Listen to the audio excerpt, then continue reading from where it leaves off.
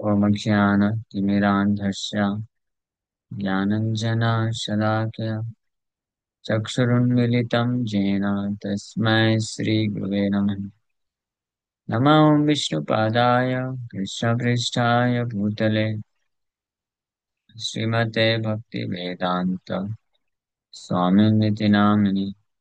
नमस्ते सारस्वते देवे गौरवाणी प्रचारिणे निर्विशेष शून्यवादी पाश्चात्यदेशतारिणे नित्यानंद नमस्तुभ्यं प्रेमानंदप्रदायिने कलौ कल्मषनाशाय जानवापते नमः। नमो महावदन्याय कृष्णप्रेमप्रदायते कृष्णाय कृष्णचैतन्य नामने गौरतुसे नमः। जय श्री कृष्ण चैतन्य प्रभु नित्यानंद श्री अद्वैत गदाधर श्रीवासादि गौर भक्तवृंद। हरे कृष्णा कृष्णा कृष्णा हरे हरे, हरे राम राम राम हरे हरे। हरे कृष्णा। सो आप सभी भक्तों का हार्दिक स्वागत है आज के श्रीमद् भगवद गीता के चर्चा में। सो हम लोग चर्चा कर रहे हैं श्रीमद् भगवद गीता दूसरा अध्याय श्लोक संख्या 13 पे हम लोग चर्चा किए थे। और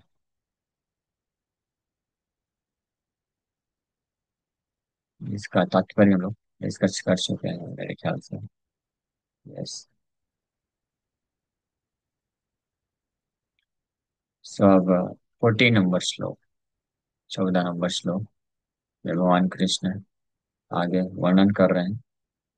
मात्रा स्पर्शास्तु कौन्तेय शीतोष्ण सुख दुःखदा आगमापायिनो नित्यास् तां तितिक्षस्व Bharat.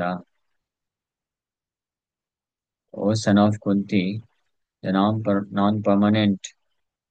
non-permanent appearance of happiness and distress, and their disappearance in due course are like the appearance and disappearance of winter and summer season.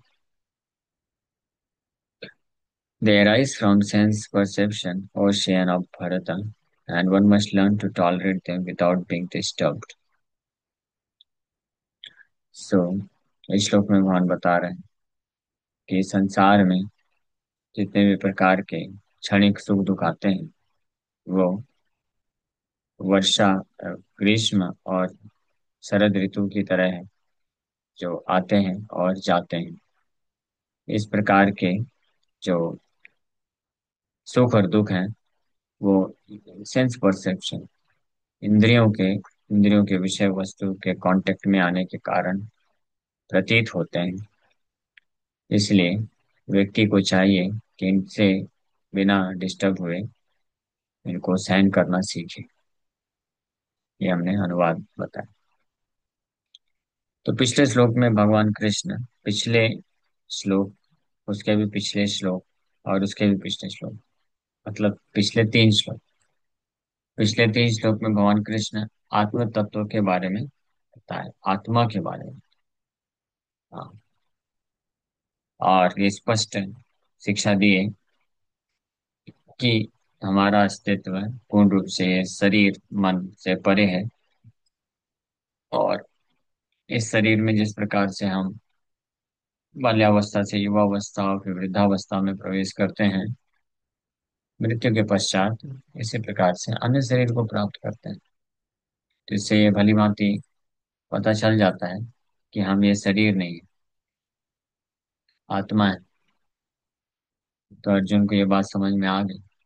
लेकिन अर्जुन के मन में अब मानो ये प्रश्न उठे, उसके पहले ही भगवान ने ये जो आज का श्लोक है इसमें उत्तर दे दिया। मानो अर्जुन के मन में प्रश्न उठे कि भगवान, मैं समझ गया और स्वीकार भी कर लिया कि मैं ये शरीर नहीं हूँ, आत्मा हूँ। और जब मैं ये शरीर हूँ ही नहीं, आत्मा हूँ, और आत्मा इस भौतिक संसार का वस्तु नहीं है, तो इसका मतलब मुझे भली भांति ज्ञात हो चुका है कि मेरा इस भौतिक संसार से कुछ भी लेना देना नहीं। हो सकता है आप लोगों को ये जान के आश्चर्य हो कि हमारा इस भौतिक संसार से उसी प्रकार से कोई लेना देना नहीं है, जिस प्रकार से जब हम रात्रि को सोते हैं तो हमारा स्वप्न से कोई लेना देना नहीं होता। हाँ। क्या आप में से कोई भक्त पहले ये जानते थे? हाथ ऊपर करें किनको ये पता था। नहीं पता था। ये अगर आप भागवत पढ़ेंगे तो भागवत के 11वें स्कंद में भगवान कृष्ण भगवान हंस रूप के अवतार जब लेके आए तो यही बात बोलते हैं। भगवान ये चीज बताते हैं वहां पे कि इस भौतिक संसार में हमारा जो भी लेन देन है, जो भी हम सुख दुख महसूस करते हैं, ये उतनी ही प्रकार से उतना ही मिथ्या है या उतना ही प्रकार से इसका अस्तित्व है जितना जब कोई व्यक्ति सो जाता है और स्वप्न में कभी राजा, कभी भिखारी, कभी पहाड़ से गिरता है, कभी बहुत अच्छा अच्छा खाता है, कभी सुख कभी दुख प्राप्त करता है, उतना ही रियल। हाँ। तो ये भागवत में उदाहरण दिया हुआ है, तो गलत नहीं हो सकता है। जैसे हम जब स्वप्न में रात को जब हम या दिन में भी सो जाते हैं तो स्वप्न देखते हैं। तो जब हम सोए हुए रहते हैं और स्वप्नावस्था में रहते हैं तो हम उस स्वप्न के साथ अपने आप को आइडेंटिफाई करते हैं, पहचान करते हैं। और हम यही सोचते हैं कि मैं स्वप्न में जो हूँ, मैं मेरा वही वास्तविक पहचान है। हाँ। स्वप्न में जो हमको महसूस होता है, हमको वही लगता है कि यस ये मेरी दशा है। जैसे स्वप्न में अगर कोई बहुत अपने आप को जो है थका हुआ महसूस कर रहा है तो उसको लगता है कि मैं थक गया। स्वप्न में कोई प्यासा होता है तो प्यास लगती है तो उसको लगता है मुझे प्यास लगी। स्वप्न में कोई उड़ता है तो उसको लगता है मैं उड़ रहा हूँ, पक्षी बन गया। या स्वप्न में कोई कोई बहुत बड़ा व्यक्ति बन गया, राजा बन गया, तो उसको लगता है मैं राजा हूँ। है ना? स्वप्न में जब कोई अटैक करता है, शेर है या कोई व्यक्ति मारने के लिए हमको दौड़ता है तो हमको ऐसा महसूस होता है कि अब मैं मरने वाला हूँ। है ना? लेकिन जैसे ही आंख खुलती है तो समझ में आता है, अरे ये तो स्वप्न था, ये तो कुछ नहीं हुआ।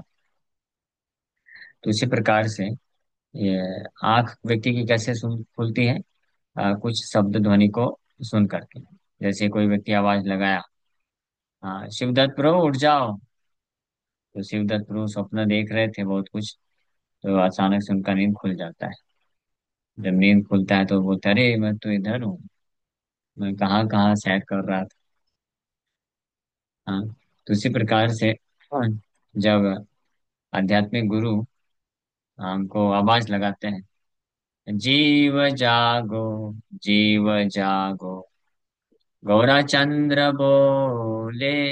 गौराचंद्र, भगवान गौरचंद्र जब आवाज लगाते हैं जीव जागो, जीव जागो मतलब आत्माओं जागो, कोता निद्रा गेलो माया, पिशाचीर कोले। कब तक आप माया रूपी पिशाची की गोद में सोते रहोगे? भगवान चैतन्य को महाप्रभु, ये बहुत सुंदर भजन है, इसको थोड़ा गाते हैं। हाँ। महाप्रभु हम सोते हुए जीवात्माओं को उठाने के लिए आए हैं। और क्या बोल रहे हैं? ये मेरे जीवों, जाग जाओ। जगाने के लिए महाप्रभु ये मेथड लेके आए हैं। अरे ये पता नहीं वर्क क्यों नहीं कर रहा है। स्क्रीन शेयरिंग हो रहा है आपका? हरे कृष्ण हरे कृष्ण। यस। जीव जागो, जीव जागो, गोरा चंद्र बोले, कोठा निद्रा जाओ माया, कोठा निद्रा जाओ माया, ईसा चीर कोले। तो महाप्रभु उठाने के लिए अपने सब पार्षदों को लेके आए। और ये जो संकीर्तन है, ये संकीर्तन मृदंग करताल हरिनाम, ये सब किसकी तरह काम करता है? वो अलार्म क्लॉक की तरह काम करता है। सोते हुए व्यक्ति के कान के पास अगर अलार्म क्लॉक लगा देंगे तो फिर उसका नींद टूट जाता है अचानक से। हाँ। लेकिन कुछ ऐसे महात्मा होते हैं जो घोड़े गधे हाथी सब बेच के ऐसे सो जाते हैं कि उनके कान के पास कितना भी अलार्म लगा दो, वो नींद नहीं खुलता उनका। हाँ, तो महाप्रभु के इस हरिनाम संकीर्तन रूपी अलार्म क्लॉक को सुन करके ज्यादातर लोग तो जागृत हो जाते हैं, लेकिन कुछ जो माया में इतनी ज्यादा तीव्रता से सोए रहते हैं तो वो लोग जल्दी उठ नहीं पाते हैं। एनीवे, आप सब भक्त लोग तो बहुत भाग्यशाली हैं कि महाप्रभु का ये हरिनाम संकीर्तन रूपी एक अलार्म को सुनने से उठ गए। लेकिन अभी भी कुछ लोग होता है ना, जैसे बेड से उठ, नींद तो खुल जाती है लेकिन फिर भी बेड को छोड़ना नहीं चाहते हैं, आसक्ति बना के रखते हैं। कुछ लोग उठ के बैठ जाते हैं लेकिन फिर भी जाके स्नान नहीं करना चाहते हैं। तो ऐसी भी अवस्था होती है, तो महापुरुष इसलिए आगे भी बोलते हैं, भाजिबो बोलिया ऐसे संसार ভিতরে ভুলিয়া রহিলে তুমি अविद्यार भारे। आप बोले थे, ये संसार के भीतर आए थे ये बोलते हुए कि भगवान मैं भजन करूंगा आपका, अभी भूल करके अविद्या में फंस के रह गए। बेड में सोने के लिए गए थे ये बोल के कि प्रभु जी 4 बजे उठ जाऊंगा सुबह, अभी थोड़ा सो लेता हूँ। हाँ, लेकिन अलार्म बजता रहा, उठे नहीं, फिर उठाया गया, उठ करके फिर बैठ गए। भूलिया रोहिले तुम अविद्या पर।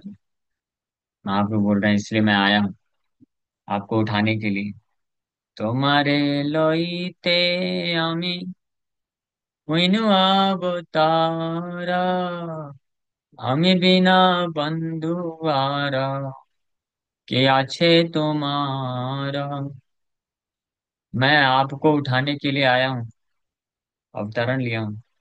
भगवान हमको उठाने के लिए केवल अकेले नहीं आ गए, अपने पूरे पार्षद लेके आ गए।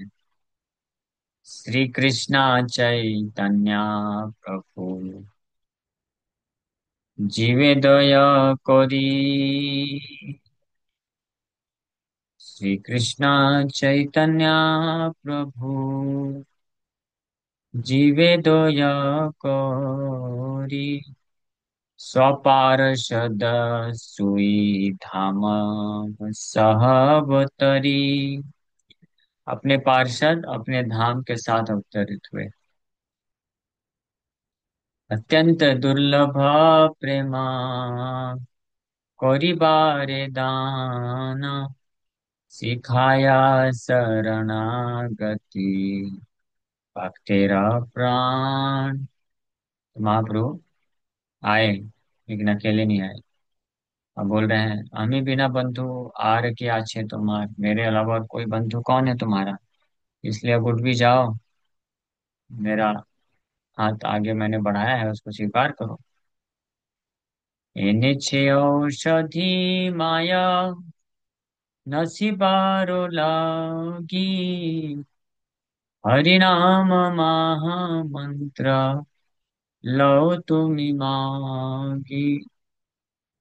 भक्ति विनोदा प्रभु चरणे पड़िया, সেই हरि नाम मंत्र लइलो मगिया। तो ये मैं औषधि आप लोग के लिए लेके आया हूँ, हरि नाम, इसको आप प्राप्त कर लो। हाँ, आपका बड़े आसानी से आप उठ जाएंगे, नींद खुल जाएगा आपका। और जब नींद खुल जाएगा तो आप जान जाओगे कि आप कौन। You are not this body, you are spirit soul. तो ये है वास्तविकता हमारी। हम इस भौतिक जगत में वो अपने आप को भौतिक शरीर मान करके जो कि समझते हैं, वो वास्तव में हम नहीं है, वो स्वप्नावस्था की तरह है। तो ये स्वप्नावस्था इसको जानते हुए भी अर्जुन ने फिर प्रश्न पूछे कि मान लो क्वेश्चन उठ सकता मन में कि भगवान ये मैं जान गया, लेकिन उसके बाद भी जब तक ये स्वप्न में हूँ तो स्वप्न के स्थिति से परेशान भी तो होता हूँ। हाँ, जब तक स्वप्न से पूरी तरह निकल नहीं जाता हूँ तब तक तो इस भौतिक संसार में भौतिक शरीर से संबंधित कोई उतार चढ़ाव होते हैं, तो उसके कारण आसक्ति होती है और फिर मैं जो है दुख महसूस करता हूँ। तो उसका क्या किया जाए? तो उसके उत्तर में भगवान ये श्लोक बोल रहे हैं कि अर्जुन, सही बात है, मैं एक्सेप्ट करता हूँ कि जब तक हम ये भौतिक संसार में हैं, भौतिक शरीर है, तो भौतिक आसक्ति है, उसके कारण ये सुख और दुख आएंगे और इससे हम को ये अनुभूति होती है, सुख और दुख की अनुभूति होती है। लेकिन ऐसी अवस्था में क्या करना चाहिए? तो भगवान इस श्लोक में बोलते हैं, इसका और कोई और उपाय नहीं अर्जुन। जब तक हम पूरी तरह से जागृत नहीं हो जाते हैं, पूर्ण रूप से, और दिव्य कृष्ण चेतना में नहीं पहुंच जाते हैं, तब तक हमको इस भौतिक संसार में रहते हुए भौतिक इच्छाएं, भौतिक आसक्ति होने के कारण सुख दुख का सामना करना पड़ेगा। तो उसको हमको सहन करना सीख लेना चाहिए। हाँ, तो ये सब हम भक्तों के लिए कुछ लोग ना बहुत महत्वपूर्ण शिक्षाप्रद है। हमको ये सीख लेना चाहिए कि संसार के जो उतार चढ़ाव है, सुख दुख है, मान अपमान है, इसको हम कैसे सहन करें। और ये सीखने का जो आर्ट है, इसका क्या अर्थ है, हम लोग कल विस्तार से चर्चा करेंगे, अभी समय हो रहा है। जब भगवान यहाँ पे बोल रहे हैं that one must learn to tolerate them without being disturbed. So what does this mean? कि हमको बिना डिस्टर्ब हुए, विचलित हुए, इन सुख दुखों को, सुख और दुख को सहन करना सीख लेना चाहिए, सहन कर लेना चाहिए। तो क्या इसका अर्थ ये है कि हमारे जीवन में जब दुख आए तो उस दुख का निराकरण हम करने का प्रयास ना करें, या जब सुख आए तो उस सुख को भोगे नहीं? हाँ, या कोई मान अपमान करे तो हम कुछ उस पे एक्शन न लें? क्या यही मतलब है, या और कुछ मतलब है इसका? या अगर ये मतलब है भी, तो कितनी मात्रा में करना चाहिए? अगर दुख आए तो उसको निराकरण, उसका कुछ हल निकालने का प्रयास ना करें तो पूरी तरीके से ना करें, या आधे तरीके से करें, आधे तरीके से ना करें, कितनी मात्रा में करें, कितना ना करें, ये कैसे पता चलेगा? जैसे आप में से हो सकता है कई भक्तों को ये प्रश्न कभी रहा होगा या भी होगा कि हम कैसे पता चले कि हम कब कितना हमको प्रयास करना है भौतिक चीजों में, भौतिक कार्यों के लिए, और कब नहीं करना है, कब कितना तृणादपि सुनी चेना बन जाना चाहिए, मान अपमान को सहन कर लेना चाहिए, और कब सहन नहीं करना चाहिए। हाँ, आप में से किसी भक्त का ऐसा प्रश्न कभी आया है, या है किसी भक्त के ऐसे प्रश्न? हाथ ऊपर करिए अगर आप में से किसी भक्त का ऐसा कोई प्रश्न है तो। कभी आपको ऐसा लगे कि कब हमको कितनी मात्रा में भौतिक प्रयास करना चाहिए, या कितना नहीं करना चाहिए, या महापुरुष शिक्षा दिए कि तृणादपि सुनी चेना, कब सहन करना चाहिए, कब नहीं सहन करना चाहिए। तो इस श्लोक में जो भगवान बोल रहे हैं, सहन करना सीख लेना चाहिए, तो इसका क्या एग्जैक्ट अर्थ? ठीक, अगर आप लोग ये प्रश्न है तो कल आप लोग आइए, कल हम लोग इसके ऊपर चर्चा करेंगे, इसके पीछे प्रिंसिपल क्या है ना, क्या अर्थ। ठीक है। हरे कृष्णा। किसी वक्त का प्रश्न है क्या? तो पूछ सकते हैं। और जो प्रश्न लास्ट में मैंने पूछा वो मत पूछिएगा, क्योंकि उसका उत्तर तो कल देंगे ना। बाकी प्रश्न किसी का तो पूछ सकते हैं।